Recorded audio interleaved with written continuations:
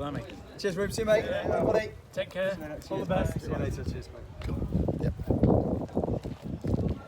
So, tight 3-2 win for Helston Athletic over Wellington AFC here at Kellaway Park in the Western League. Their first league win of the season, but boy, it was so close. Plenty of controversial incidents. Matt Cusack will go through them with me, no doubt. Matt, a bit tense at the end. Was there any need for that? It's always going to be that way, isn't it? I think at 3-1 we had a good opportunity to make it 4-1. Rick went in on the angle, sort of cross-come shot, eluded everybody. If that goes in, it's 4-1, it's game over.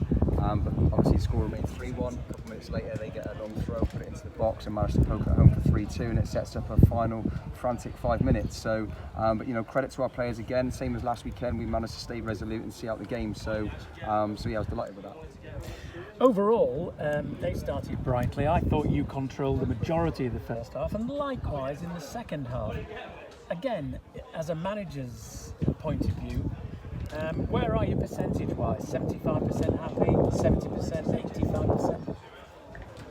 85%? Probably about 70% right now. I think we've got so much more to give, and it's going to, you know, as I said before, it's important to do a job, and that the players are gradually getting the messages, but you can't overload them too much because otherwise you're overwhelming them with the volume of information you're giving. So you've got to drip feed it in, and you know, we were doing that. And credit to Wellington today, they came, they had a really good identity about them. You could see that what they were trying to do, they're trying to play from the back and try and sort of play through the thirds. And for the first sort of 5 or 10 minutes, they controlled the game. It took us a little bit of time just to work out their game plan and then adjust and adapt. And adapt we did, and we then started winning the ball with some, you know, good transitions, which is where our first goal came from. We won the ball centrally through Payne. We put in Rubes, who got called down for the penalty. So I thought structurally our shape was really good throughout the 90 minutes. So I was delighted with how we adapted with that, and I thought that, you know, we looked like a danger every time we won the ball in transition, and we looked at danger from set plays as well. I guess one of my criticisms would be that for all the set plays we had, we didn't make them count when perhaps we should have, especially the first half. Well, you did for the second goal, because that was a beautifully worked free kick which Wilson scored his second. Now, the third was highly controversial, which no doubt Wellington will be talking about until this time next week. In your view, you were on the touchline. We saw it, Piran Films and I, as the assistant referee on this near touchline raised his flag, then dropped it, because everybody was thinking that Wilson was offside.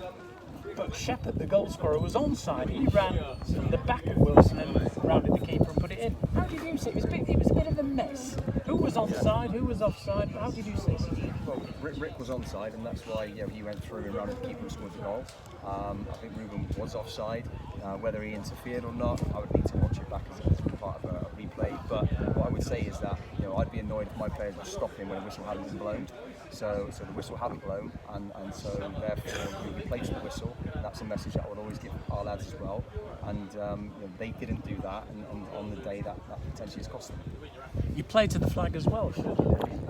Which they did and stopped. Or just stopped the whistle. But the flag was up and then he dropped it, so their The flag was players. up for Ruben. Yeah. But Ruben didn't score the goal. Ricky ran through from an onside position and scored the goal. Their complaint was that it shouldn't have been that the movement shouldn't have been allowed to continue. I'd need to watch it back, but as I say, I'd be disappointed if my team stopped when the whistle hadn't been blown. And we played to the whistle, and you know, that's why the rest did the goal.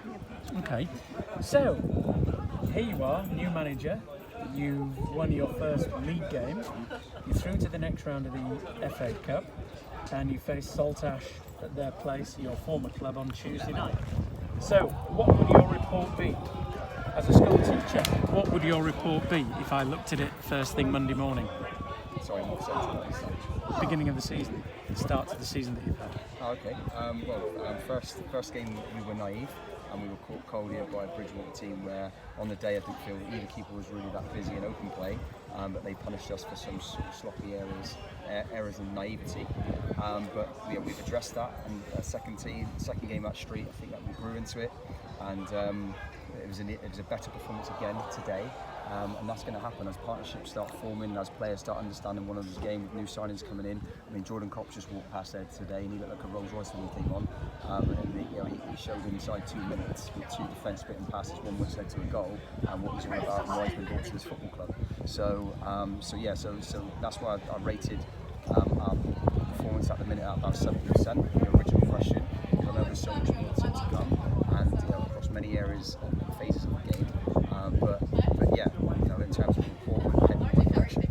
Finally, you just described Jordan Copper when he came on as a Rolls Royce. Do you want your team to look as a Lamborghini in the next between now and say October, November? I think just I'll sit in the Rolls Royce. I like that. It's classic, isn't it? But You've already got a Bentley. You've got two Bentleys. Yeah. Yeah.